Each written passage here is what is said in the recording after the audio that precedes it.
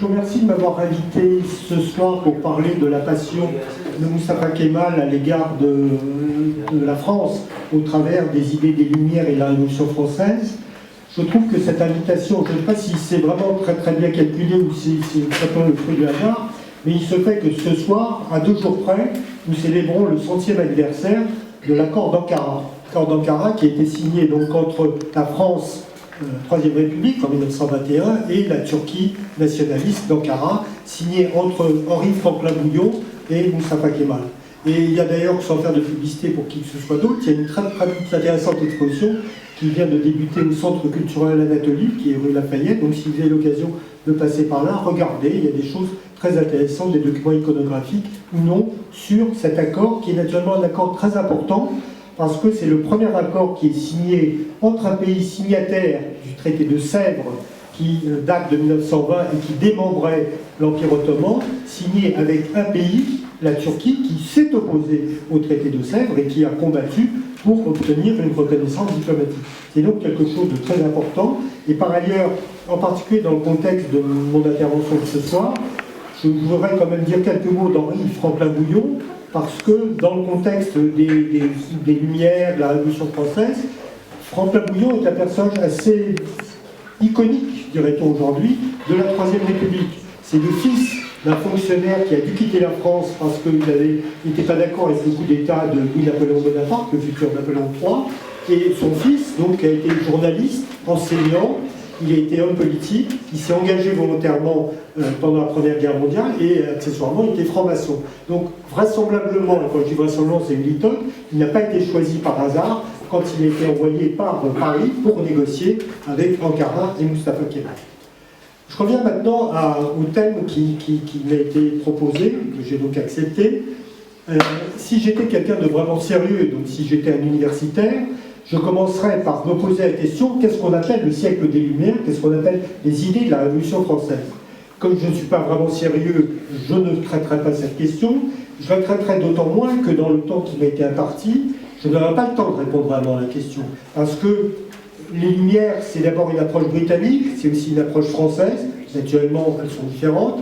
Il y a des préoccupations philosophiques, il y a des préoccupations économiques et juridiques. Et donc, tout ceci est un débat très vaste, très complexe, sans parler du débat sur la Révolution française. Est-ce qu'on considère que la Révolution française est un tout, comme le veulent un certain nombre d'historiens et de politiques, ou est-ce qu'on fait des différences entre 1789, 1792, ou la fin entre 94 et 99 jusqu'au 8 mai. Donc tout ça pour dire que je ne traiterai pas de cette affaire-là, on y reviendra peut-être en répondant aux questions ou en échangeant, et je voudrais me concentrer sur 3 choses, 3 points. Premier point, c'est que comme beaucoup d'Ottomans, Moustapha Kemal a subi l'influence des idées françaises. Premier point. Deuxième point, dans cette gamme d'influences, pour moi, l'influence la plus prégnante, la plus importante, est celle qui tourne autour de la notion d'État-nation. Et le troisième point, puisque naturellement ce sujet est tout à fait d'actualité et que j'imagine qui vous intéresse particulièrement, la laïcité n'est qu'une des 6 flèches qui sont constitutionnalisées à la fin de la période kémaliste, donc en 1937. Commençons par le premier point. Premier point, c'est donc l'importance de l'influence française, des idées françaises dans l'Empire ottoman. Il y a des centaines de pages qui ont été écrites sur le sujet, donc je ne ferai que rappeler 2 ou 3 éléments d'exemple. La charte des Tanzimat, qui donc date de 1839, qui est considérée comme ouvrant la période des réformes de l'Empire ottoman, cette charte est publiée à la fois en français et en turc ottoman. Donc ça veut dire que la France et la langue française sont non seulement considérés comme des éléments de véhicules internationaux, mais comme des éléments aussi qui portent un message de réforme. Il y a derrière un certain nombre de réformateurs, de penseurs ottomans qu'on peut citer, qui ont traduit Voltaire, Fontenelle ou d'autres, qui ont joué des rôles importants dans la publication de revues, de livres. Et je voudrais me concentrer sur 2 noms qui sont un peu plus connus pour moi, j'imagine pour les Turcs ou les Turcophones ici présents. Namık Kemal, qui effectivement en 1889, c'est-à-dire un siècle après 1789, crée le comité de l'Union ottomane. C'est donc le fait qu'il crée ça 100 ans après, naturellement pas le fruit du hasard. Et puis j'aurais aussi surtout parlé d'Ahmed Riza. Ahmed Riza qui se réfugie en France. Ahmed Riza qui est un disciple de Comte, d'Auguste Comte. Donc c'est quelqu'un qui s'inscrit dans une école de pensée rationaliste. Et c'est quelqu'un qui qui est important par les idées qui promeut dans sa revue Meşveret, qui est créée en 1995, et qui est surtout important dans le comité des jeunes turcs, qui est réuni à Paris en 1902. Et c'est un débat important parce qu'il y a deux écoles qui se posent à ce moment-là. Il y a une école qui est défendue par un prince de la famille ottomane qui veut faire intervenir les puissances étrangères pour rénover l'Empire ottoman, qui veut croire au maintien de l'unité ottomane, qui veut croire à une logique décentralisée, et Ahmed Riza qui n'y croit pas, qui lui considère qu'il faut un pouvoir centriste, centralisé et autoritaire. Et donc Riza, c'est important, puisque Riza, bien entendu, va ensuite jouer une certaine influence après le moment des jeunes Turcs, il va devenir un des dirigeants des jeunes Turcs, et accessoirement, en 1906, il publie une brochure qui s'appelle « Devoir et responsabilité des soldats ».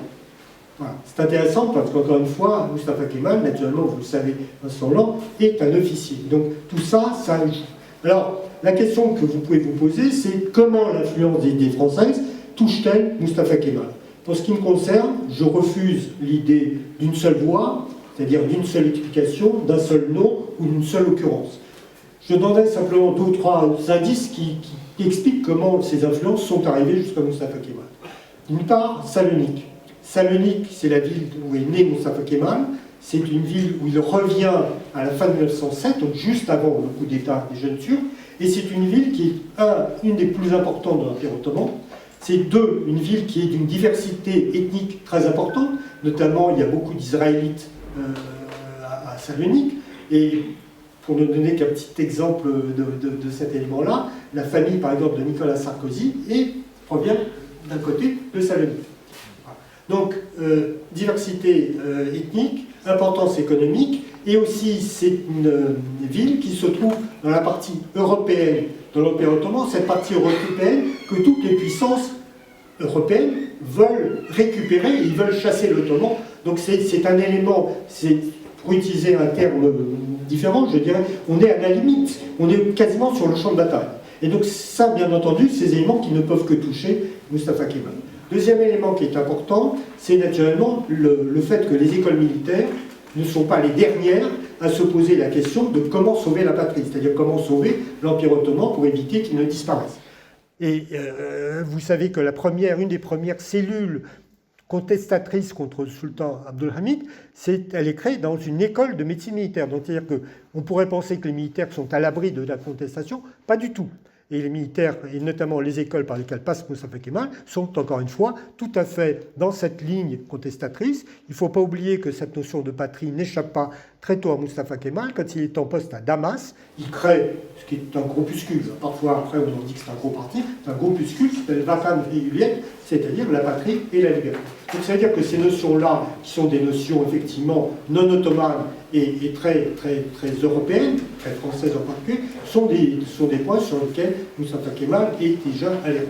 Troisième point qui est naturellement très important, puisqu'on parle de la France et donc on parle de la langue française, si vous avez eu l'occasion de lire le journal qu'a tenu Mustafa Kemal à Karlsbad, Mitswin Kur en 1918, il y a une 40aine de pages écrites en français. Donc c'est-à-dire que Mustafa Kemal maîtrise la langue française, il la lit, il l'écrit et il sait parler. Donc voilà quelques indices qui font quels sont les véhicules qui permettent à Mustafa Kemal de comprendre les idées françaises, de les faire siennes et de les répondre. Maintenant, je disais que de ces idées-là, celle qui me paraît la plus importante, c'est celle de l'État-nation. Je voudrais faire un peu d'Uchronie. Supposons que Mustafa Kemal ne participe pas à la guerre des Dardanelles, supposons que l'Empire ottoman n'est pas vaincu en 1918 avec les empires centraux, supposons qu'il n'y ait pas le traité de Sèvres, supposons qu'il n'y ait pas la guerre d'indépendance, supposons qu'il n'y ait pas le traité de Lausanne. Qui est Mustafa Kemal? Eh bien, Mustafa Kemal, c'est un petit officier qui, s'il a de la chance, devient général et personne n'en entend parler. Qu'est-ce que je veux dire par là? Je veux dire par là que la réussite de Mustafa Kemal, le rôle qu'il a acquis dans l'histoire du XXe siècle, ce qui en fait un des grands personnages de ce siècle, c'est naturellement la Première Guerre mondiale, la défaite ottomane, le fait qu'il se propose tout de suite en contestation d'une solution qui est défendue par le sultan, qui est celle de pactiser avec l'ennemi, et donc c'est cette conduite de la résistance turque qui le conduit à la victoire, qui fait de lui ce qu'il est, ce qu'il a été, ce qu'il est devenu. C'est donc la carrière militaire, c'est le choix militaire qu'il retient, c'est son engagement patriotique qui fait de Moustapha Kemal le personnage historique que l'on connaît. Mais cet engagement patriotique, il l'enrobe très tôt dans un projet politique. Dans un projet politique qui est inédit. Ce qui intéresse Moustapha Kemal, c'est pas de sauver l'Empire ottoman, c'est pas de maintenir l'Empire ottoman, parce qu'il a compris que cet Empire ottoman ne peut pas survivre. Et donc ce qu'il veut, c'est obtenir un territoire turc qui soit territorialement homogène et qui soit ethniquement aussi homogène que possible, pour éviter qu'il y ait des agressions étrangères, qu'il y ait des gens qui, pour des raisons X ou Y, interviennent à tort ou à raison, et il veut éviter qu'il y ait des tentations internes, pantouranistes, pour dire les choses comme elles sont, ou pan-islamistes, qui effectivement qui mettent en cause l'homogénéité du territoire. Donc voilà comment Moustapha Kemal, vraisemblablement très tôt, dès peut-être la Première Guerre mondiale, en tout état de cause, dès la guerre d'indépendance, choisit ce modèle d'État-nation. Et donc c'est comme ça qu'il arrive très très tôt au principe républicain. Pourquoi? Parce que dans cette logique d'État-nation, le sultanat ne sert à rien. Il sert d'autant moins à rien que le sultan a trahi, qu'il a pactisé avec l'occupant. On peut faire des comparaisons étrangères avec la Deuxième Guerre mondiale, peu importe, mais vous pouvez les avoir en tête. Et en cet état de cause, il est sûr que le sultan, lui, s'est cramé politiquement. Et le califat non plus, ne sert à rien, parce que le calife n'apporte rien sur le plan turc. Il est, et pour utiliser un terme économique, le calife, dans la logique de Moustapha Kemal, c'est un passif et non pas un actif. Donc voilà, on a éliminé le sultanat, on a éliminé le califat, on arrive à la République et on arrive à l'État-nation, qui est donc quelque chose qui est au XIXe siècle devenu le modèle de référence en Europe. Donc ça intéresse, Moustapha Kemal sait comment ça fonctionne. C'est quelque chose qui est né de la Révolution française. Paradoxalement, c'est Napoléon qui l'a promu, alors qu'a priori, c'était pas ce qu'il avait en tête, mais c'est comme ça que ça s'est passé. Et donc Moustapha Kemal a toutes ces références-là, et ça lui permet effectivement assez vite de construire ce modèle politique et institutionnel. Et c'est donc pour cela que je considère que l'influence française, notamment celle de la Révolution française, est la plus importante au prisme de l'État-nation. Maintenant, j'en viens à mon troisième et dernier point. Je vous disais tout à l'heure que la laïcité est uniquement une des 6 flèches constitutionnalisées en 1935. Le 14 juillet 1922, Moustapha Kemal prononce un discours qui est assez peu connu, mais qui est en fait très important. Dans ce discours, Moustapha Kemal fait un parallèle explicite entre la guerre d'indépendance et la grande révolution française. C'est important pour 2 raisons. La première, c'est que dans le contexte des années 20, qui est-ce qui fait le parallèle entre la Révolution française et quelque chose d'autre? C'est Lénine. Lénine fait le parallèle entre la Révolution française et la Révolution bolchevique. Le fait que Moustapha Kemal fasse ce parallèle vient dans le contexte des bonnes négociations, des bonnes relations qu'a à l'époque Ankara et Moscou, et qui conduit Constantinople à considérer, et il n'est pas le seul, que Moustapha Kemal est un bolchevique. Voilà, je referme la petite parenthèse. Deuxième élément qui est important, c'est que c'est une des rares occasions publiques où Moustapha Kemal fait ce parallèle avec les révolutions françaises, où il explique que le combat pour l'indépendance du peuple turc s'inspire de la Révolution française, que c'est parce que les droits du peuple turc ont été foulés aux pieds qu'il faut combattre pour l'indépendance et pour la liberté du peuple turc. Et il finit son propos en disant « Il faut regarder la Révolution française qui nous a montré quels pouvaient être les prodiges d'un peuple exalté quand il faut effectivement combattre pour l'indépendance et pour la liberté. » Si on regarde l'indépendance à l'aune de la période de la République turque sous Mustafa Kemal Atatürk, 1923, création de la République, 1938, mort de Mustafa Kemal, il est sûr et certain que l'indépendance a été en quelque sorte l'alpha et l'oméga de la politique kémaliste. Il a toujours fait tout ce qu'il fallait pour que la Turquie, sa Turquie, reste indépendante. De la même manière, la liberté du peuple turc a été maintenue sur le plan international entre 1923 et 1938.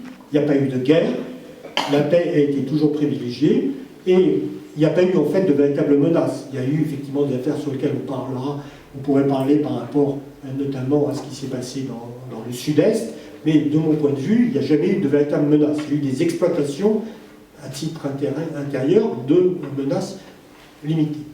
Donc ça veut dire que en termes de liberté, alors que l'Empire ottoman était un objet des relations internationales, à partir du moment où Mustafa Kemal crée la République turque et il la dirige jusqu'en 1938, l'indépendance turque est acquise, elle est maintenue, et y compris sur le plan économique, et notamment sur le point des tarifs douaniers, alors que c'était un des problèmes les plus importants de l'Empire ottoman, l'absence de liberté douanière et l'absence de liberté économique que ça entraînait.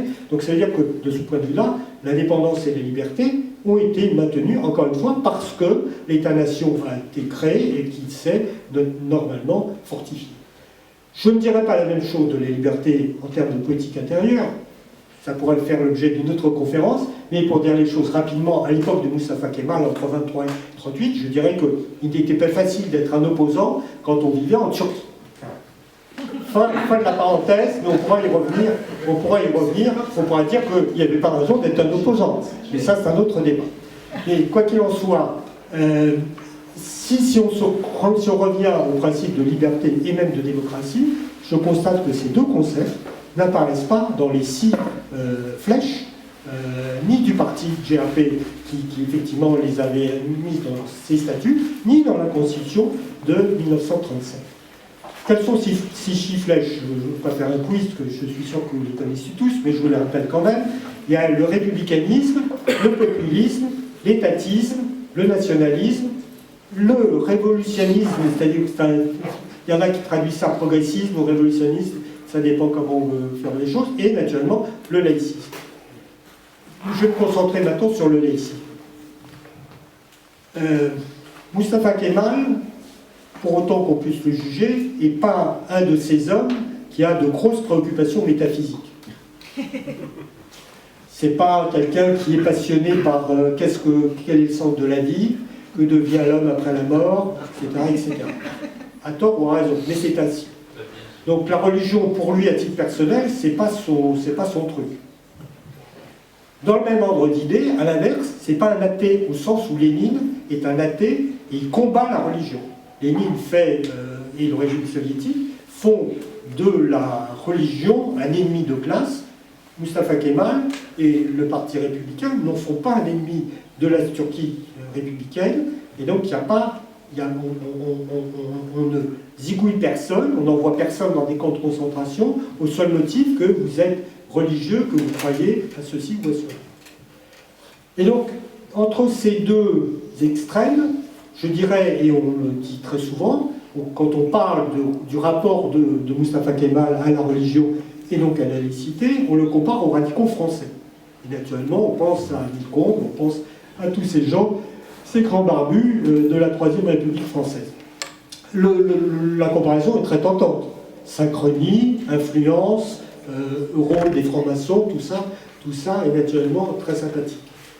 Je voudrais quand même alerter sur le fait qu'il y a, à mon avis, au moins 2 différences entre la laïcité française de la Troisième République et celle qui a suivi, et la laïcité version Ankara.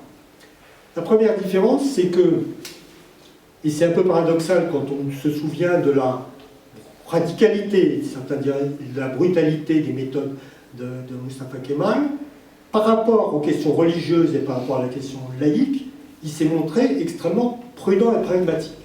Souvenez-vous, pendant la guerre d'indépendance, non seulement il utilise le soutien des religieux et des confréries, mais même il fait appel à ces soutiens, donc il en a besoin, et il les utilise sans vergogne.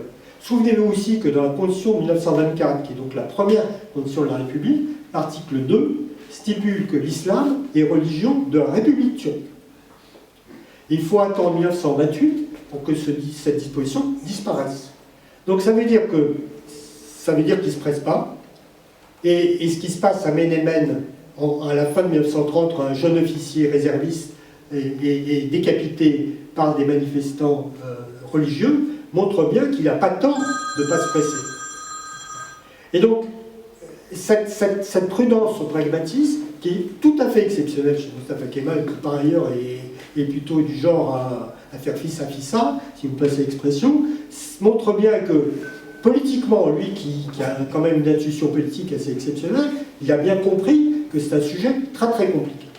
Donc il pose un certain nombre de principes, l'unification du système juridique, l'unification du système religieux, le renvoi des questions religieuses dans le domaine privé, mais il le fait quand même avec une distinction méthodologique que je souhaite vous faire remarquer, et notamment qui est très différente, puisqu'on parlait tout à l'heure d'Émile Combes. Il faut regarder comment Combes fait appliquer la loi de 1905, comment la police ou la force militaire intervient dans les églises, dans les écoles, et donc on est en France dans une confédération bien différente. Première différence. Deuxième différence, en France, sauf dans les territoires dits concordataires, que sont l'Alsace et une partie de la Lorraine, où effectivement les prêtres des différentes confessions, différentes religions sont rémunérés sur le budget de l'État, le ministère de l'Intérieur en l'occurrence, le gouvernement, la loi n'intervient pas dans le domaine religieux qui est un domaine privé. Ce n'est pas le cas dans la laïcité turque. Du fait de l'existence de cette administration que vous connaissez, Diyanet, qui effectivement joue un rôle d'acteur et qui définit en quelque sorte la sphère religieuse et la sphère laïque. Et il y a quelques années, Jean Marcoux, dont nom est sûrement connu pour beaucoup d'entre vous, disait qu'en fait, au travers de la Diyanet, le gouvernement turc faisait de la religion de la laïcité quelque chose qui appartenait à son appareil idéologique. À l'époque, j'avais trouvé que cette remarque était un peu excessive. L'expérience des 2 dernières décennies ont montré qu'il n'avait pas totalement tort. Dans tout état de cause, la remarque conclusive que je voudrais faire, c'est qu'au travers de cette organisation, on montre bien que la liberté religieuse, c'est en tout état de cause, la liberté de penser en Turquie, elle est d'emblée dans le système kémaliste, elle est organisée. Donc on est, encore une fois, pas exactement sur le système de la laïcité française. Voilà, donc je ne sais pas si mon temps est épuisé, mais je vais quand même conclure. Je voudrais revenir au centenaire de l'accord d'Ankara. Tout à l'heure, vous disiez que les relations franco-turques avaient eu des hauts et des bas, mais là, je ne vais pas parler des relations franco-turques, on le fera peut-être au travers de vos questions, mais je voudrais dire que, parce que c'est un sujet qui est bien sûr très très mis en avant à la fois en Turquie et aussi en France, quand on s'intéresse à la Turquie, est-ce que la laïcité kémaliste a disparu? Elle a très largement disparu, c'est évident. Et dire le contraire serait une absurdité. Mais ce que je voudrais dire, c'est que la manière dont les choses se passent, notamment depuis 20 ans, depuis la venue au pouvoir de l'AKP, n'est jamais que pour moi une étape certainement systémique, mais une étape d'une progression qui a été engagée très tôt. Avant même que la démocratie parlementaire soit instituée en Turquie, c'est-à-dire en 1950. Donc à l'époque d'Inönü, İsmet İnönü, qui est le bras droit de Mustafa Kemal, celui qui lui succède à Çankaya, la présidente de la République. C'est lui qui, le premier, donne des coups de canif à la laïcité. C'est lui qui réintroduit, par exemple, les aumôniers militaires. C'est lui qui autorise, si les parents le souhaitent, à ce qu'il y ait des enseignements religieux. C'est lui qui recrée un institut de théologie à l'université d'Ankara. Et ensuite, bien entendu, avec l'arrivée au pouvoir des démocrates, et puis ensuite, à l'époque de Ecevit dit, ce qui est important en Turquie, on est dans les années 70 ou 60, c'est pas la mosquée, c'est le social. Donc ça veut dire qu'on revient déjà sur un certain nombre de choses. Et puis naturellement ensuite, avec Özal, on progresse au fil des générations, au fil des dirigeants turcs, que ce soit des kémalistes, puisque les CHP sont supposés être le parti qui est la mémoire de Mustafa Kemal, on est dans un délitement progressif de la laïcité. Et ce qui se passe avec l'AKP et Recep Erdogan, c'est naturellement non seulement un degré supplémentaire, mais on change de nature. C'est-à-dire que ce qui était des coups de canif, ce qui était des petites entailles, sont devenus une remise en cause systémique du système, vous le savez autant que moi, sinon mieux que moi. Donc on a franchi non seulement des étapes, mais on est passé dans un autre monde. On est passé d'autant plus dans un autre monde avec M. Recep Erdogan, que non seulement il remet en cause cette laïcité kémaliste, et qui remet en cause tous les principes kémalistes, sauf encore une fois la République et l'État-nation. Et simplement, ce qui intéresse Recep Erdogan, c'est là où Mustafa Kemal voulait effacer la période ottomane de la Turquie, Recep Erdogan, lui, recrée l'histoire nationale, et lui, il veut considérer que le kémalisme n'est jamais qu'une parenthèse. Il considère qu'elle est fermée, et s'il maintient, mais il est suffisamment fin politique pour savoir que même en refermant cette parenthèse, il y a des limites qu'il ne dépassera pas, qu'il ne peut pas dépasser, Voilà, c'est pour ça que c'est un homme qui est à la fois extrêmement désagréable, mais extrêmement intéressant quand on s'intéresse à une stratégie et à une carrière politique. Et puis pour ma modeste personne, c'est un de mes meilleurs agents commerciaux, puisque bien entendu, chaque fois qu'il attaque Kemal, ça suscite des envies de lire. Et donc ce livre a été encore édité au début de l'été. Donc je ne vais pas dire merci monsieur Régnier-Perdouan, mais c'est quand même en tout état de cause, moi je vous remercie pour votre attention.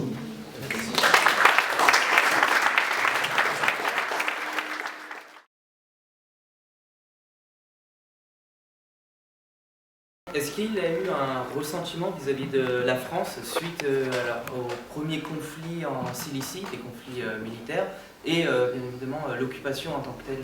Vous le savez que les Français ont fait intervenir dans cette campagne des Arméniens, les gens arméniens d'Orient, qui naturellement a donné un contexte particulier à l'affaire. Écoutez, ce qui est sûr et certain, c'est que jusqu'à ces derniers jours, il a voulu non pas régler complètement l'affaire de Cilicie, puisque l'accord d'Ankara l'a traité. La Cilicie qui était prévue donc devenir française, au moins sous influence française par le traité de Sèvres, a été rendue aux Turcs par le traité d'Ankara. En revanche, le problème était celui du Sanjak d'Alexandrie, d'Iskenderun, donc, et là, jusqu'à ces dernières heures, Mustafa Kemal a négocié, a fait négocier, puisque lui considérait que c'était également une partie du territoire turc qu'il fallait absolument récupérer. Vous savez que les Français étaient très très réticents, mais au fur et à mesure qu'on se rapprochait de la Deuxième Guerre mondiale, les Français considéraient qu'ils avaient tout intérêt à avoir les Turcs, sinon de leur côté, du moins de ne pas les avoir du côté allemand. Et donc ce qui a fait qu'après des débats de politique intérieure entre différents ministères, l'orientation de Paris a été donnée aux négociateurs français de faire affaire avec les Turcs. Ils ont envoyé un général qui est le général Hunziger, qui ensuite s'est retrouvé à Retourne dans des conditions moins sympathiques. Et donc lui, il a été négocié, donc c'est comme ça que les Turcs ont récupéré l'affaire. Mais pour répondre complètement à votre question, à ma connaissance, Kemal, qui encore une fois était quelqu'un de très réaliste et de très pragmatique, s'il en voulait à la France, il l'a mis au fond de sa poche et il est passé à autre chose. Encore une fois, la marque des grands politiques, la politique c'est un métier très compliqué, il ne faut pas avoir de sentiments. Et je pense que c'était de ce point de vue-là...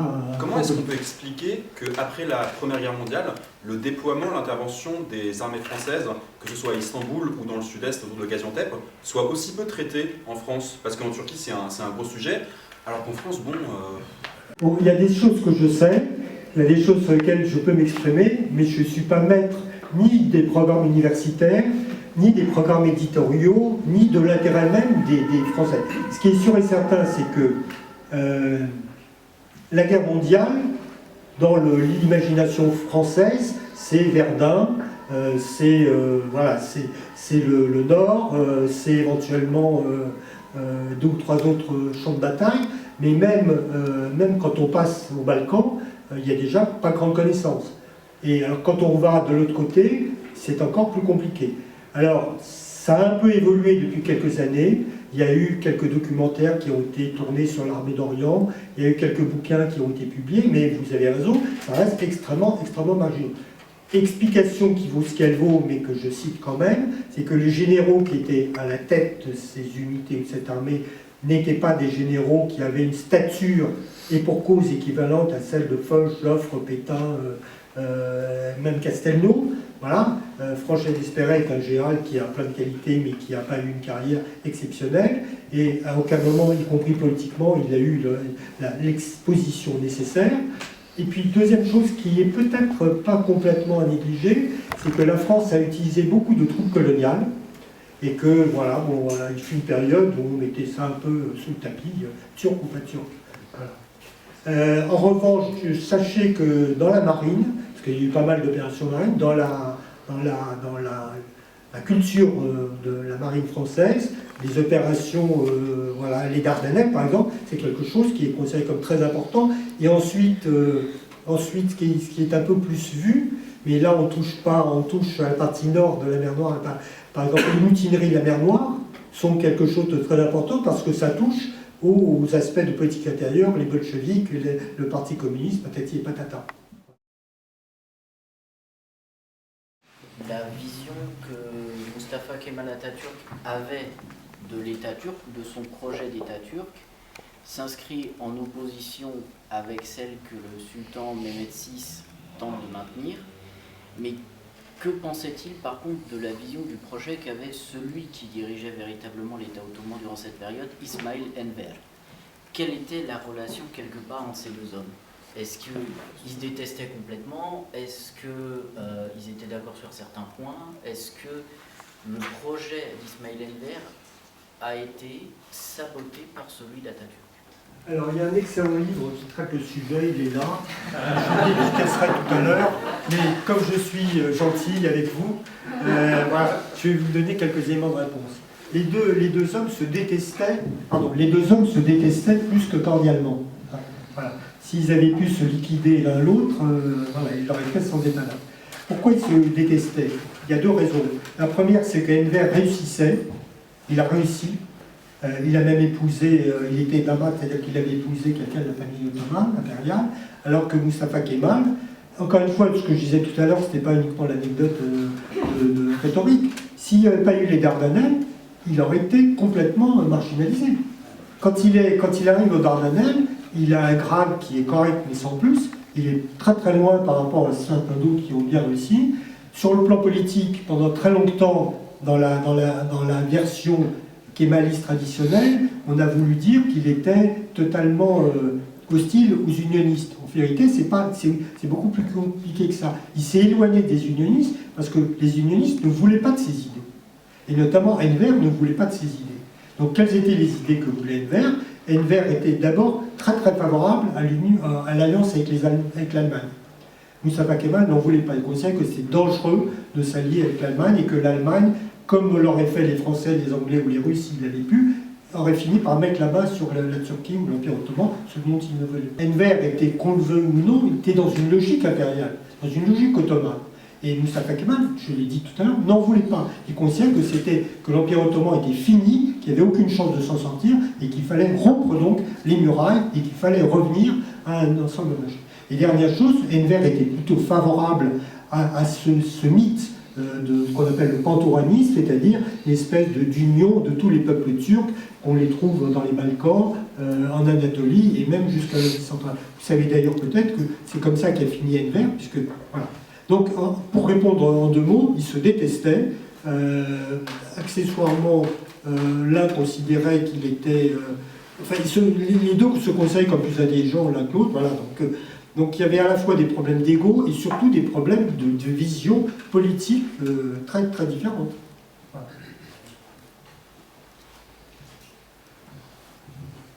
Alors qu'avec les autres responsables unionistes, les relations de Mustafa Kemal étaient normales, voilà. Jusqu'à ce qu'il y a un certain nombre qui ont disparu, qui ont été liquidés. Ceux qui ont survécu, c'est Mustafa Kemal qui les a liquidés à la fin des années 20, parce qu'il ne voulait pas qu'il lui pose de problème, et il voulait bien montrer qu'il y avait une différence entre avant et lui. Concernant la religion, d'après vous, il n'avait pas d'inimitié particulière envers la religion. Écoutez, finissez. Mais il utilise, plus que ça ou moins que ça, il utilise quand même, me semble-t-il, l'argument religieux lors de la guerre d'indépendance, justement. Oui, oui, on est bien d'accord. Donc oui, il utilise...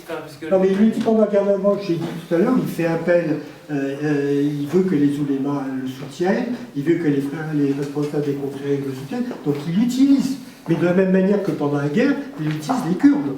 Il dit aux Kurdes, quand on aura récupéré toute la Turquie, vous allez voir, vous serez très très bien, on va vous trouver ce qu'il vous faut, etc. Donc Mustafa Kemal, encore une fois, c'est un mélange de tactique et de stratégie, mais il est très très fort. De la même manière, il utilise, je l'ai dit tout à l'heure, l'or soviétique et l'alliance soviétique. Et vous savez naturellement, moi j'imagine que beaucoup d'entre vous savent ce qui était devenu au secrétaire général du Parti communiste turc. Voilà. Il a disparu par une nuit. Vous savez, se promener sur une marque la nuit, c'est toujours très dangereux. Ben voilà, il y en a qui tombent et qui réussissent pas à remonter dans la barque. Dans le Bosphore, il est tombé? Non, dans un autre endroit plus isolé. Au Bosphore, il y a beaucoup de monde qui passe, donc on pouvait éventuellement le rattraper. Donc là où il était, il n'y avait pas beaucoup de passages. Voilà, donc ça veut dire que pendant la guerre d'indépendance, mais c'est Après, on peut dire que c'est du cynisme, c'est lamentable, etc. Et quand vous regardez, là, je sors prochainement un livre sur De Gaulle et la Russie. Je veux dire, De Gaulle, c'est aussi réaliste et aussi cynique. Et combien de grands personnages, parce qu'ils ont considéré qu'ils avaient une mission, et en l'occurrence, Kemal, c'était très clair, c'était faire en sorte que la Turquie ne disparaisse pas. Voilà, qu'il fallait maintenir la patrie turque. Et pour ce faire, il était prêt à beaucoup de choses. Voilà. Question un petit peu plus personnelle. Qu'est-ce qui fait que vous soyez intéressé à Atatürk? On comprend très bien De Gaulle et la Russie. Atatürk? Oui, c'est une question très personnelle. Mais je vais quand même vous répondre parce que, voilà, il faut être transparent, paraît-il, aujourd'hui. Mes 4 grands-parents étaient russes. Mes 2 grands-pères étaient officiers de la marine impériale. Ils sont partis avec la dernière armée blanche, celle du général Wrangel, qui a quitté la Crimée en novembre 20 et qui est donc arrivé quelques jours après à Constantinople. Et ma grand-mère paternelle était enceinte et mon père était né à Istanbul. Et après, mon futur parrain, qui était russe, est devenu turc et nous a invités en 57. J'étais tout petit, on est arrivé là-bas, à Istanbul, on a passé un mois. À l'époque, il y avait un seul Hilton qui était ouvert en dehors des États-Unis, qui était à Istanbul. Voilà, et puis je pourrais raconter plein de souvenirs, même si après tout ça, c'est des souvenirs un peu refaits, bien sûr. Et puis en 74, j'étais à l'époque, tout à l'heure on disait que j'avais fait l'ENA, et avant l'ENA, j'ai fait HEC, et j'étais en stage d'HEC, donc mon parrain était mort, en revanche sa veuve était toujours vivante, donc elle m'a accueilli, elle habitait du Tchadésie, donc j'ai travaillé dans une entreprise turque, j'ai voyagé en Turquie avec des copains, et je suis tombé amoureux à l'époque d'une Turque, qui était tout à fait francophone, parce qu'elle était passée par notre base de Sion. Voilà, et donc quand je suis revenu en France, entre mon stage, mon voyage et la péripétie de la jeune Turque, voilà, je me suis dit qu'il fallait que je m'intéresse à la Turquie. J'avais lu le Benoît Méchain, tout à fait remarquable, même s'il a écrit dans des conditions particulièrement compliquées, parce que, comme vous le savez peut-être, Benoît Méchain a écrit sur Atatürk en prison, puisqu'il avait été condamné pour fait de collaboration, et il a écrit sans aucune archive, donc sans parler de turc. Voilà, donc j'ai commencé, j'ai eu la chance à l'ENA d'apprendre un peu le turc avec ma Gözüm Dino. Voilà, et puis voilà. Après j'ai écrit, mon livre est sorti en 89, et comme il semble intéresser les gens, il est réédité régulièrement, y compris avant que Recep Erdogan ne soit agent commercial. Et puis il y a eu pas mal de traductions, y compris en turc. Et accessoirement, c'est le seul de mes livres qui est publié en russe, alors que j'ai écrit d'autres bouquins sur la Russie qui sont jamais sortis en Russie. Voilà. Comprenne qui pourra. Quelles sont les amitiés françaises d'Atatürk dans la classe politique française? Vous avez parlé Milko, par exemple. Non, il n'y a pas d'amitié française. Il est très très bien avec Franklin Bouillon, dont il devient très proche. Et encore une fois, dans l'exposition que j'évoquais tout à l'heure, vous voyez des échanges qui montrent qu'ils ont franchi le niveau relationnel, fonctionnel pour atteindre. Et après, il y a un certain nombre... Vous savez, j'ai dédicacé un livre tout à l'heure à quelqu'un. Mustafa Kemal était un très grand séducteur. Si vous allez à son musée à Ankara, vous verrez la manière dont il s'habillait. Donc il faisait venir ses costumes de l'étranger. Et il aimait beaucoup recevoir des femmes journalistes. Et y compris pendant la guerre d'indépendance, il recevait beaucoup de femmes journalistes. Et donc il est resté copain avec certaines d'entre elles, copain au sens normal du terme, simplement relationnel, professionnel, hein, pas autre chose. Donc il avait effectivement, c'était un remarquable communicant, alors que le sultan ne quittait jamais son palais au Constantinople. Lui, Mustafa Kemal, allait sur le terrain, il a visité une grande partie de la Turquie, et donc c'était un très très grand communicant, et il faisait ça beaucoup avec la presse étrangère. Et donc il y a pas mal de journalistes français qui revenaient en disant c'est merveilleux, voilà. Voilà, donc ça c'est des gens, alors je ne sais pas si on peut dire qu'il avait des relations amicales, mais en tout état de cause, il savait créer un lien avec ces gens-là. Et puis il y a, quand j'ai dit que mon livre est sorti en 89, j'avais interviewé à l'époque un homme qui était très très âgé, qui naturellement aujourd'hui est mort, qui s'appelle Hervé Alphand. Hervé Alphand, je ne sais pas si ce nom vous est connu, il a été un très haut fonctionnaire français, c'est sûrement inspecteur des finances. Et Alphand, comme jeune inspecteur des finances, qu'à l'époque, l'inspection des finances allait faire pas mal de missions à l'étranger. Et Alphand a été donc envoyé dans les années 30 à Ankara. Et c'était l'époque où Mustafa Kemal était dans sa version un peu de marche sur la tête, où les Hittites sont les ancêtres des Turcs, etc. etc. Et donc il a commencé par... C'est Alphand qui m'a raconté ça. Il a pris la tête d'Alphand, il lui a dit « Vous avez une tête qui est totalement hittite ». Et il a voulu expliquer que Alphand avait le nom de famille Alphand avait des origines turques, etc. Donc Alphand m'a dit c'était quand même un grand moment. J'étais un jeune fonctionnaire face au président de la République turque qui me tripotait la tête et qui m'expliquait que mon patronyme était d'origine anatolienne ou pré-anatolienne. Donc voilà, c'est des petites choses. Et j'avais également interviewé un vieux monsieur, parce que donc ça parle des années 80, qui lui aussi était HEC, et il était parti après son diplôme d'HEC comme correspondant ou concessionnaire Citroën à Ankara. Et il m'avait raconté que, vous savez que Mustafa Kemal aimait beaucoup réunir des amis, des conseillers le soir, une partie de la nuit pour discuter. Et donc ce monsieur m'avait expliqué que parce qu'il était concessionnaire automobile, Mustafa Kemal l'appelait à son palais pour discuter de questions économiques parce qu'il considérait que c'était quelqu'un qui savait des choses pratiques, pas uniquement de la théorie, pas uniquement des cours, mais voilà. Et donc pour lui c'était un souvenir extraordinaire aussi. Voilà. Alors là aussi, est-ce qu'on peut parler de relations? Bon, tout est à compte. Mustafa Kemal était quelqu'un qui, et là aussi par rapport au sultan, qui avait une vision peu protocolaire des choses. Voilà. Y compris dans ces fameuses réunions où on buvait, où on faisait moins qu'on buvait, il était toujours décidé à faire venir les gens qui étaient... Il avait un noyau très proche de vieux copains, mais pour le reste, c'était des gens qui considéraient utile à sa réflexion et à son action. Et ça, c'est une démarche qui, je crois, n'est pas très très fréquente, au moins à l'époque, dans beaucoup d'États ou beaucoup de gouvernements. Enfin, en tout état de cause, dans cette partie du monde, c'est une démarche qui était assez exceptionnelle, et c'est pas pour rien que Mustafa Kemal, que ce soit par la guerre d'indépendance, que ce soit par ses réformes, que ce soit même par la manière dont il a traité l'islam, a servi d'exemple. Si vous lisez les mémoires de Poniatowski, je crois, qui a été envoyé par Giscard à Téhéran juste avant la révolution qui conduit donc à la chute du Shah. Le Shah lui explique que son grand regret, c'est de ne pas avoir réussi à faire ce qu'a réussi à faire Atatürk. C'est-à-dire à vraiment stabiliser le pays, à le faire changer de paradigme et à faire en sorte que ça fonctionne, certes dans un ordre plus autoritaire que vraiment républicain et démocratique, mais que ça fonctionne. Et le Shah avait ce regret-là, et voilà. Et Mustafa Kemal et Atatürk, parce que Mustafa Kemal était à l'époque considéré comme vraiment une des références mondiales. Voilà.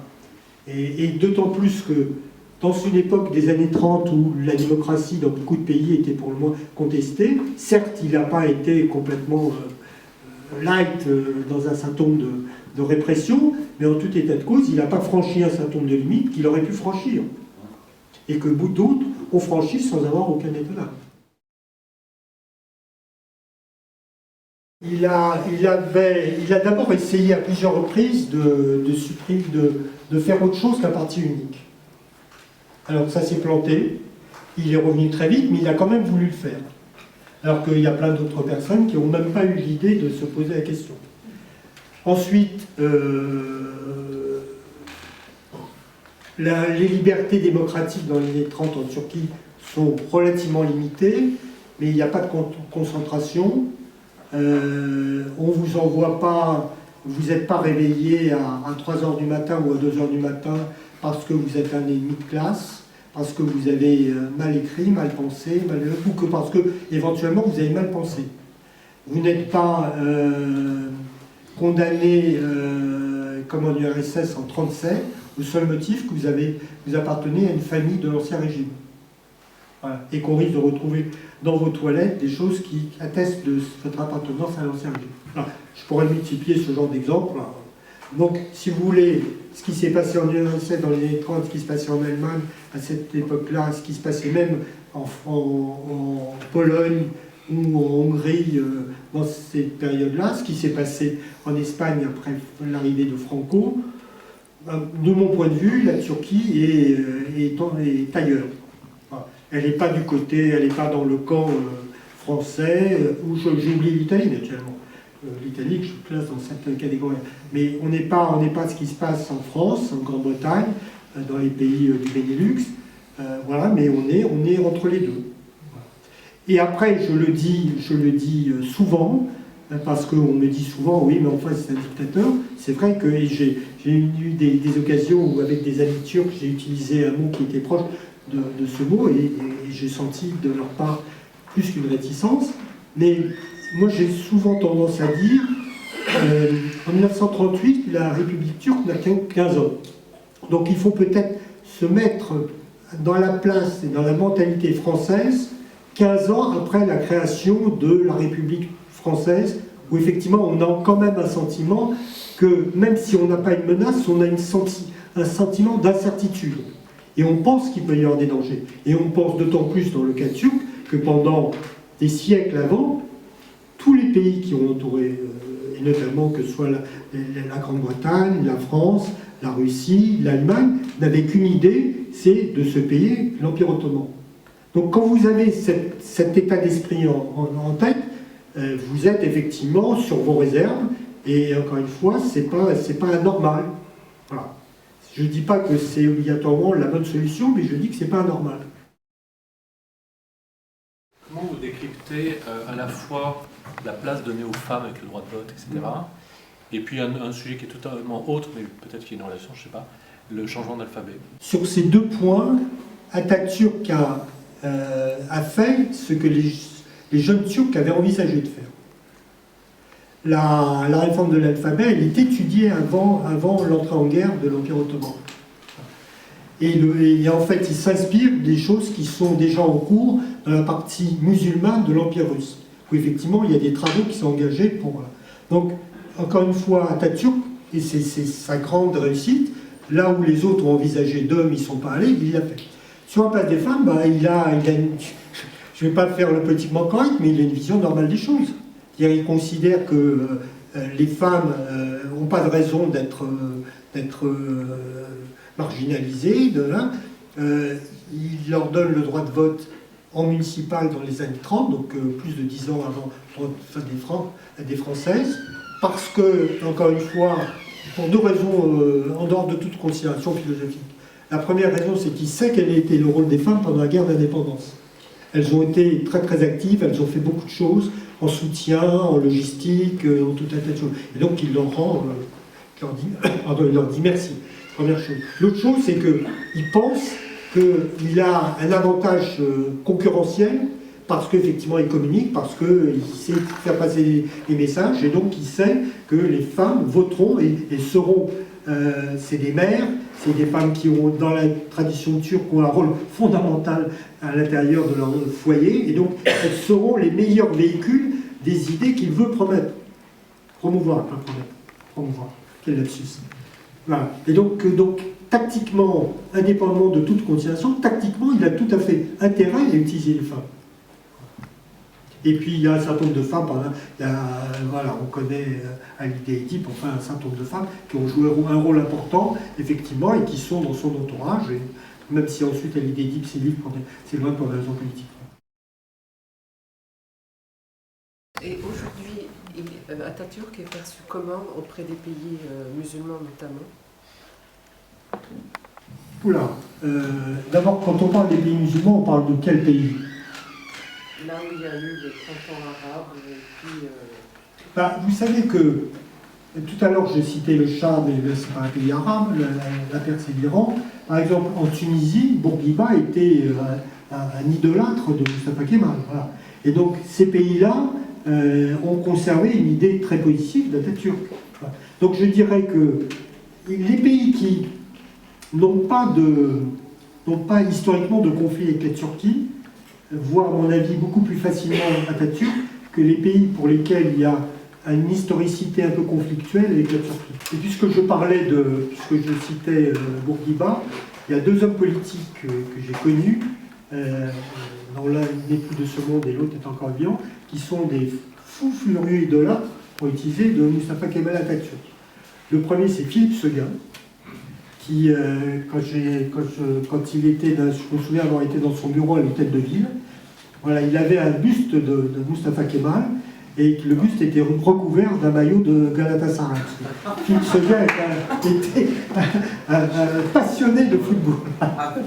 Voilà, et le deuxième personnage, le deuxième homme politique qui est adore Atatürk, c'est Jean-Pierre Chevènement.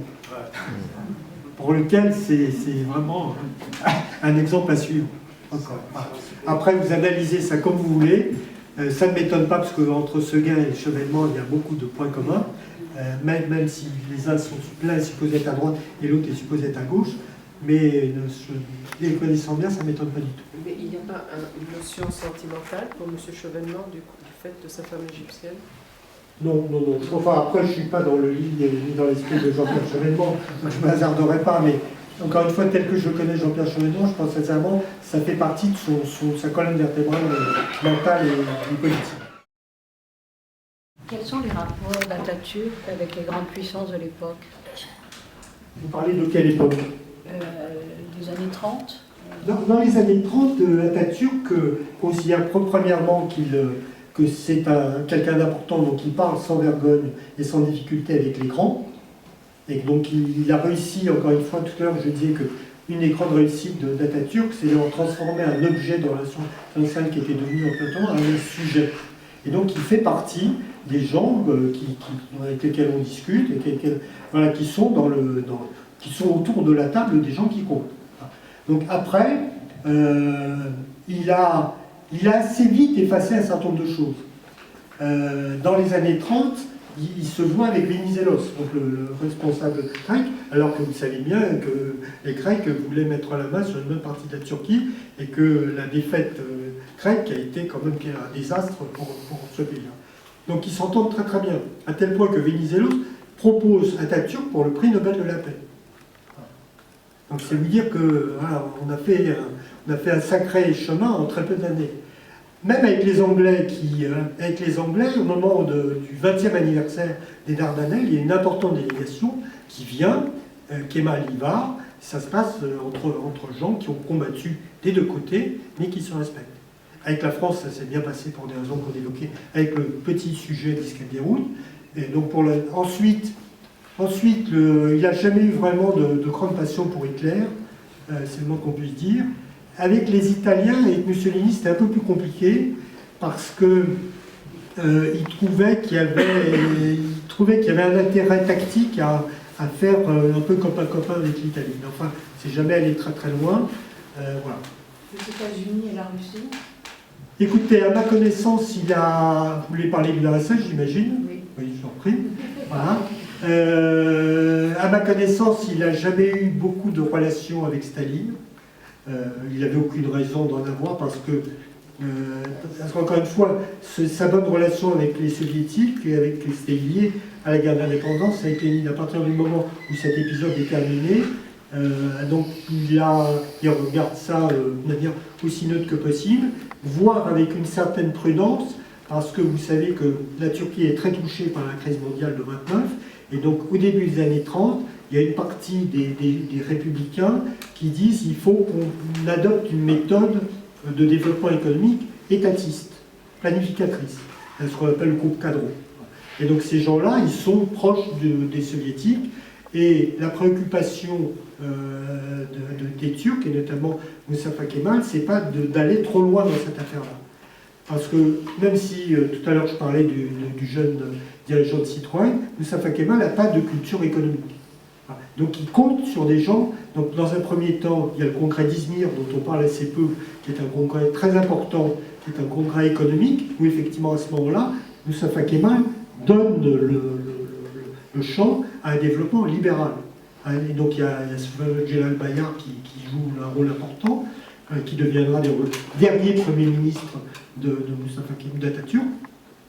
Donc il y a ce débat économique entre la partie libérale et la partie étatiste. Et donc, dans ce débat-là, Moustapha Kemal, encore une fois, est très prudent, et il est tellement prudent que toutes les tentatives communistes sont réprimées. Là-dessus, il n'y a pas d'état d'âme. Et ce que j'avais vu à la fin des années 90, lorsque des archives soviétiques avaient été ouvertes, c'est que les soviétiques ont essayé de jouer avec les Kurdes et les Arméniens pour titiller un peu Kemal. Et donc, naturellement, comme la police secrète Kemal n'était pas trop mal organisée, ils ont à peu près compris tout ça. Voilà. Donc, par rapport aux soviétiques, il était assez prudent. Par rapport aux États-Unis, il avait assez peu de relations, parce que, comme dirait Mme Michu, entre Ankara et Washington, il y a quand même quelques milles. Il y a un peu de distance. Voilà. Pour revenir aux soviétiques, est-ce qu'il avait une vision différente de Lénine et de Staline? Parce que je pensais à ça en vous écoutant, parce qu'il a quand même invité à quelque part Trotsky, donc il était censé savoir la détestation de Staline. Bon. Et est-ce qu'il y avait une différence? Parce que tout à l'heure vous avez mentionné la disparition un peu suspecte du leader communiste turc Mustafa Kemal. Vous ne savez pas aussi diplomate.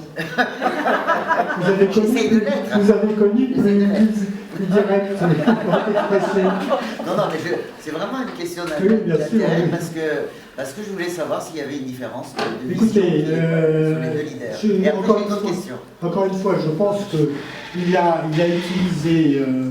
Lénine avait intérêt à faire copain-copain avec lui, et lui avait intérêt à faire copain-copain avec Lénine. Voilà, ça me paraît très très clair. Avec Staline, il n'avait pas les mêmes intérêts. D'abord parce que Staline est également un Géorgien, et que donc sans tomber dans le pantouanisme, je pense que Moustapha Kemal était assez prudent pour que la manière dont Ankara traitait le Caucase ne soit pas un prétexte à ce que les soviétiques fassent des demandes reconventionnelles, ce qu'ils ont fait d'ailleurs à la fin de la Deuxième Guerre mondiale. Donc je pense qu'il était très très prudent. Dans cet élément de prudence, le fait de faire un peu, de montrer encore une fois qu'il fait ce qu'il veut, avec qui il veut, y compris s'il veut accueillir Trotsky, ça paraît assez logique. Je disais tout à l'heure qu'il s'opposait à assis à la table des grands. Un grand, s'il veut effectivement héberger Trotsky, qu'il ne l'a pas hébergé très longtemps d'ailleurs. Voilà. Enfin, qu'il a accueilli. Voilà. Donc il a hébergé. Voilà. De la même manière, tout à l'heure, je disais qu'on parlait de Hitler, il a accueilli énormément d'Allemands, juifs ou pas juifs, qui ont été chassés par le régime nazi. Et donc là, il ne s'est pas posé la question de savoir si ça ne plairait pas ou qu'il plairait à Hitler. Il les a accueillis parce qu'il considérait que ça faisait partie de son rôle. Par rapport à l'aspect pédagogique entre guillemets, de sa révolution, puisque le terme révolution, vous l'avez rappelé, fait partie des sifflets, etc.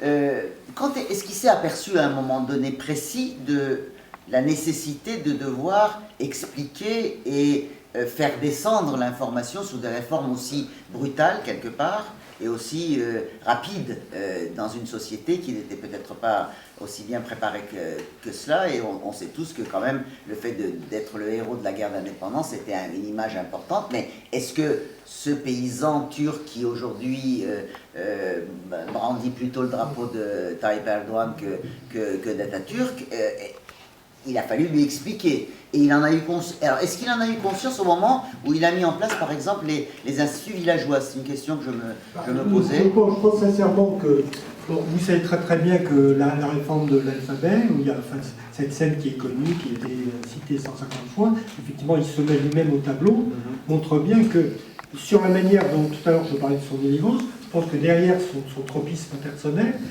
le fait de montrer qu'on pouvait être quelqu'un de bien en s'habillant à l'européenne, c'est également un élément de... Ce qu'il a voulu faire avec sa femme, c'était également un élément où non seulement avec sa femme, mais avec ses filles adoptives. C'est quasiment un casting de marketing.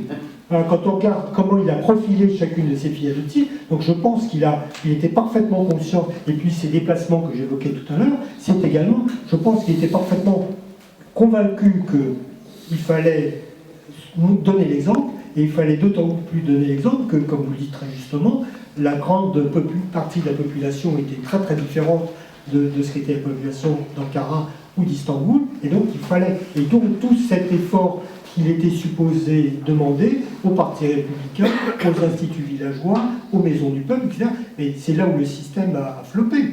Il a floppé parce que d'abord il n'a pas eu le temps, et qu'ensuite il y avait des gens qui n'étaient pas aussi malins, pas aussi bons communicants, pas aussi convaincus que lui l'était, et qu'il y avait des gens qui se servaient au passage, et qu'effectivement on est rentré dans une logique soit de politique ayane, soit de bureaucratie, qu'effectivement, ce genre de choses, une révolution aussi radicale que celle qu'il essaie de porter, ne peut réussir soit que dans la durée, soit qu'effectivement, où il a, comme dirait un actuel président de la République, il faut que ça descende voilà, jusqu'au bout. Et de fait ça ne s'est pas passé comme ça. Et ça ne s'est pas passé comme ça parce que, en plus, les questions de transport, quand on voit l'hiver dans une partie de l'Anatolie, pour arriver jusqu'au bout, pour expliquer comment ça se passe, c'est très compliqué. Et le système des féodalités, le régime agricole, le régime foncier agricole a mis du temps à s'imposer. Les féodalités dans les campagnes n'ont pas disparu du jour au lendemain. Quand on lit Kemal, Yashar Kemal, 30 ans après la disparition, on voit très bien ce qu'il en est. Donc ça veut dire que 30 ans après, il y a encore énormément d'îlots de résistance naturels, parce que ces gens-là n'avaient aucune raison de remettre en cause le système qui leur convenait. Et quand en plus ils sont relayés peu ou prou par le Parti démocrate ou par un certain nombre d'intérêts étrangers liés à la guerre froide, le système est plombé. Pour réagir à ce que Gaï a dit, moi je pense qu'entre Erdogan et Atatürk, il y a une grande différence. Atatürk il a écrit dans ses cahiers de jeunesse explicitement qu'il ne veut pas se rabaisser au niveau du peuple, mais qu'il veut monter le peuple à son niveau. Alors que dans le cas d'Erdogan, bon, je pense que le discours est différent. Il part de ce que le peuple a comme discours, ce que le peuple, les classes populaires, pour pouvoir monter lui-même. Donc je pense qu'on est là dans deux logiques complètement différentes. Donc c'est juste une réaction... Non mais votre réaction, je la partage avec une réserve. C'est qu'il est toujours très très difficile de comparer deux hommes, quels qu'ils soient, ou deux femmes, ou peu importe qui, dans deux situations qui sont très différentes. Mustafa Kemal, il meurt en 1938. Recep Erdogan, il est l'homme de la fin du XXe siècle et du début du XXIe siècle. Donc, même comparer des Mirel ou même Inonu à l'un ou l'autre, c'est des générations différentes, c'est des contextes différents. Donc tout ça, la Turquie d'aujourd'hui n'a rien à voir même à la Turquie d'il y a 20 ans ou il y a 50 ans. Donc c'est vrai que vous avez raison, leur vision des choses est totalement différente. Par ailleurs, l'un est un militaire, et qu'on le veuille ou non, la culture militaire, c'est une culture très particulière. Voilà. Recep Erdogan, paraît-il, a voulu être footballeur professionnel. Bon, moi j'ai joué très longtemps au football, donc j'ai le plus grand respect pour le football et les footballeurs professionnels, mais étant descendant d'officiers depuis des générations, je sais que c'est deux cultures différentes. Voilà. Je ne suis pas tatoué, je n'ai pas les cheveux bleus, et voilà, c'est tout. Donc c'est un peu différent tout ça. Et donc, qu'on le veuille ou non, on peut faire des comparaisons, mais je dis, faisons attention aux comparaisons. Donc, tout est à cause. Moi, ça ne me viendrait jamais à l'idée de comparer l'actuel président de la République turque, avec le respect que je lui dois, avec le fondateur de la République turque. Votre livre apparaît la première fois en 1989. En quoi votre image de Joseph Turk a évolué depuis 30 ans Auprès de qui? Vous? Auprès de moi? Moi j'ai vieilli d'abord. Donc obligatoirement mon image a... Non mais pour être plus sérieux, parce que là je vous ai répondu n'importe quoi. Bon d'abord, tout à l'heure on disait que j'étais haut fonctionnaire. Quand vous êtes passé par un certain nombre de choses professionnelles qui ne sont pas comparables à ce qu'a vécu Atatürk, mais qui ne sont pas totalement étrangères, vous voyez les choses de manière moins théorique et moins... En 89, j'étais un jeune haut fonctionnaire. Donc et notamment, j'ai fait beaucoup de cabinets ministériels.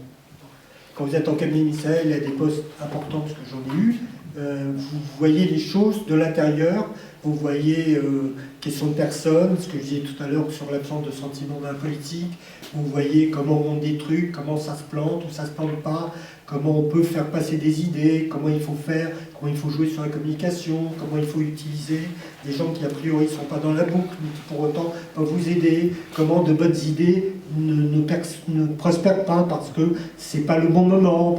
Donc vous voyez les choses différemment. Donc ça veut dire obligatoirement que sans faire un bouquin comme celui-ci, un bouquin personnel, je ne me contente pas uniquement des archives et de ce que je peux lire. C'est-à-dire, j'y mets un peu plus de vécu.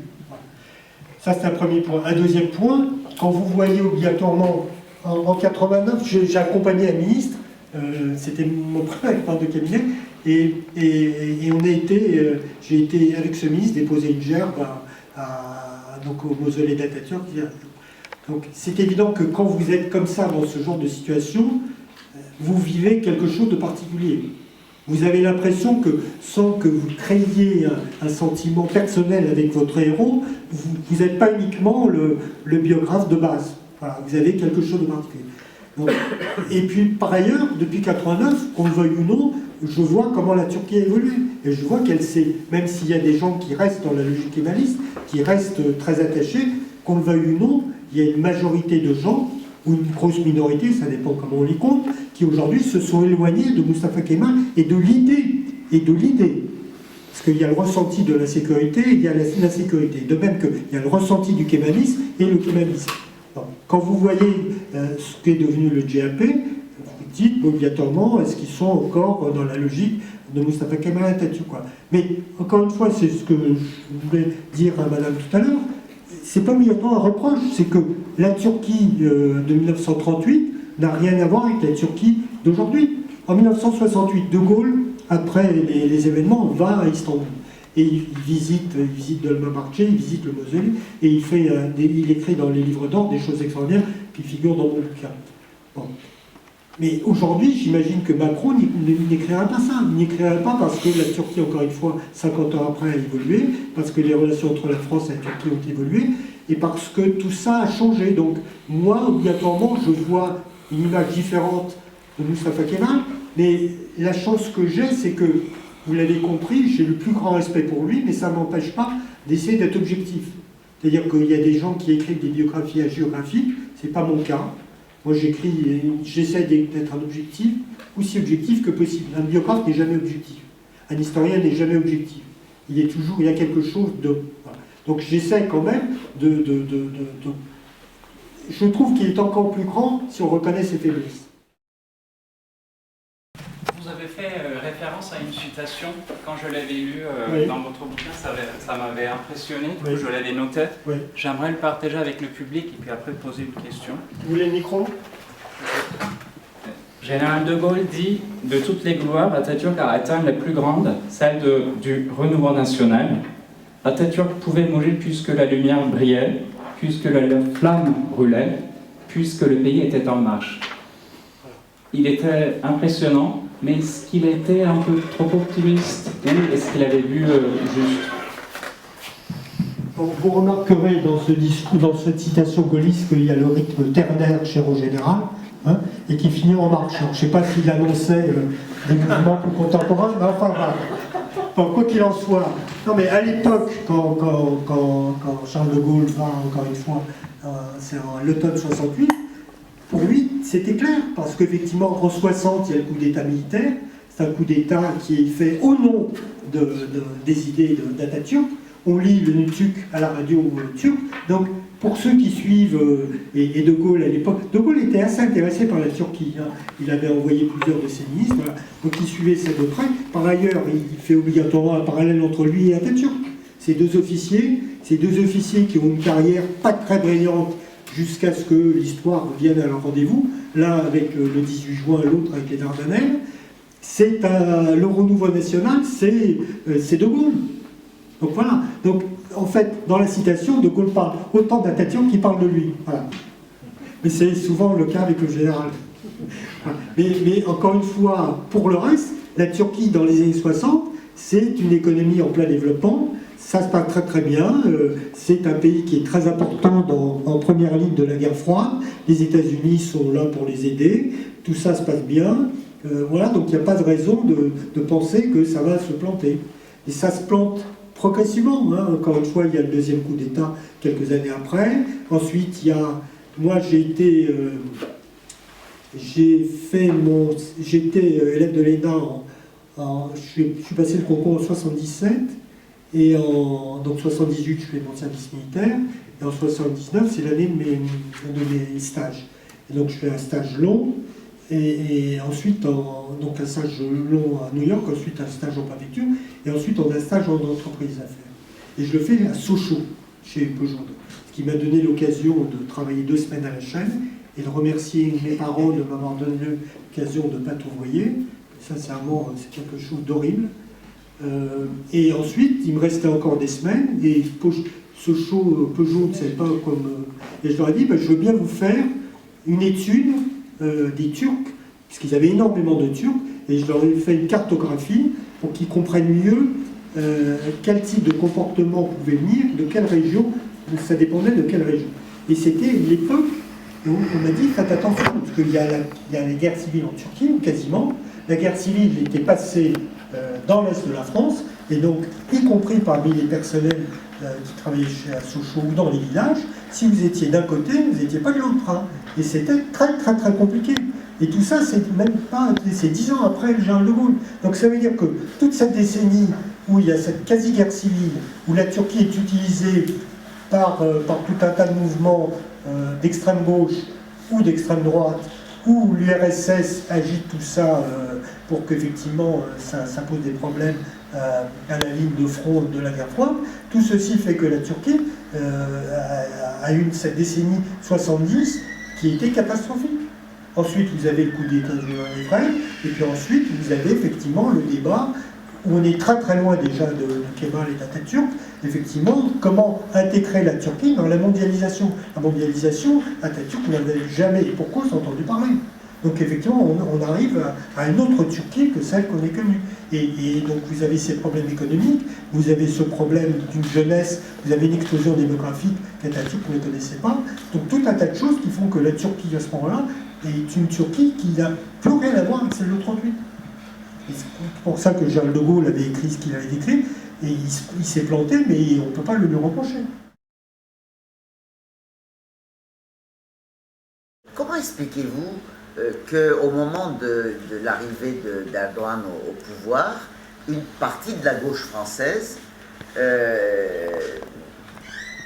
a tenu ce discours qui était finalement voilà, un musulman modéré qui vient remplacer finalement des années et des années qui se sont passées sous l'ombre d'une forme de dictature. Vous avez tout à l'heure parlé, utilisé aussi le terme de dictature éclairée certes, mais où les gens étaient opprimés par rapport à leur religion. Alors ce discours-là, on pouvait tout à fait l'attendre de gens croyants ou de musulmans très croyants.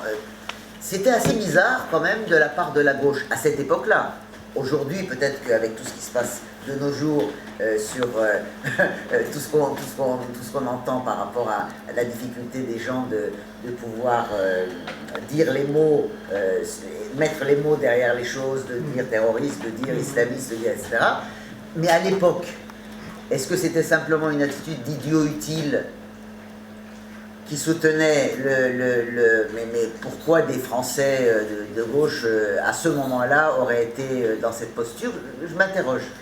Alors, je commencerai, mais vous savez bien que je ne suis pas un porte-parole de la gauche. Je sais bien. Voilà. Si jamais il y a un doute, soyez confiant. Voilà. Ceci ayant été dit, je crois qu'il y a plusieurs éléments d'explication. Premier, c'est que quand Erdogan était maire d'Istanbul, il s'est montré assez modéré. Enfin, relativement modéré. Pendant sa campagne municipale, il avait dit qu'il ferait construire une mosquée sur la place Taksim. Il a renoncé. Donc, à tort ou à raison, je pense qu'un certain nombre de gens se sont dit que bon, il dit des choses, mais il ne le fera pas obligatoirement. Deuxième chose, je pense que cette gauche, historiquement, a toujours pensait qu'il fallait que la Turquie rentre dans l'Europe.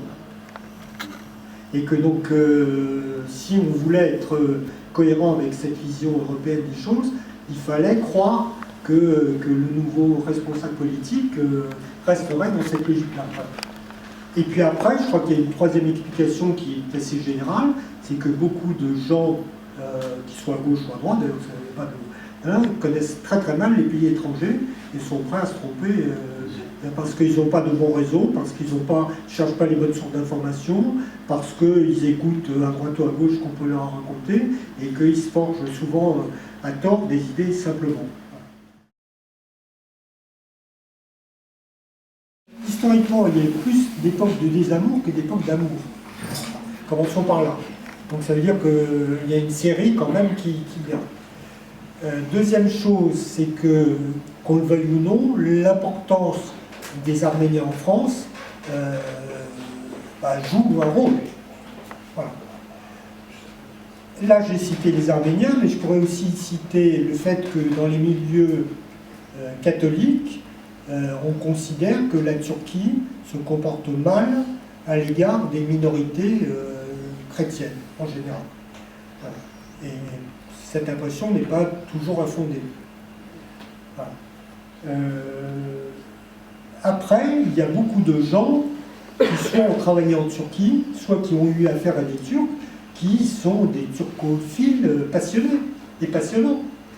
Parce que soit ils ont passé des vacances, ça s'est très très bien passé, les Turcs sont très hospitaliers, le pays ceci, le pays cela, soit des gens qui ont travaillé en Turquie, qui ont fait de bonnes affaires, qui ont passé de très bonnes années, et donc qui trouvent que justement ce sentiment anti-turc est infondé et s'appuie sur 2 ou 3 bricoles qui sont pas super. Donc ça veut dire que globalement il y a une tendance négative qui, à mon avis, trouve beaucoup d'explications historiques et qui sont relayées aujourd'hui par l'histoire de l'Arménie, des Arméniens, pardon. Mais pour le reste, il y a quand même une forte minorité de gens, peut-être ne s'expriment pas suffisamment, qui ont plutôt une bonne image de la Turquie et des Turcs. D'autant plus que, sauf dans la période la plus récente, donc la période qu'on appellera la période Erdogan, le comportement des Turcs en France était souvent cité en exemple par rapport à d'autres communautés étrangères. On disait que les parents savaient beaucoup mieux tenir leurs enfants, il y avait beaucoup moins de problèmes d'insécurité dedans. Ça, c'est des choses que j'ai entendues, y compris au ministère de l'Intérieur, pour ne pas le citer, dans les années 90. Ça a changé depuis l'arrivée du nouveau siècle, disons. On ne peut pas préciser clairement les choses. Voilà. Mais pendant cette période-là, on disait les Arabes, c'est des fouteurs de merde, et les Turcs, c'est des gens bien.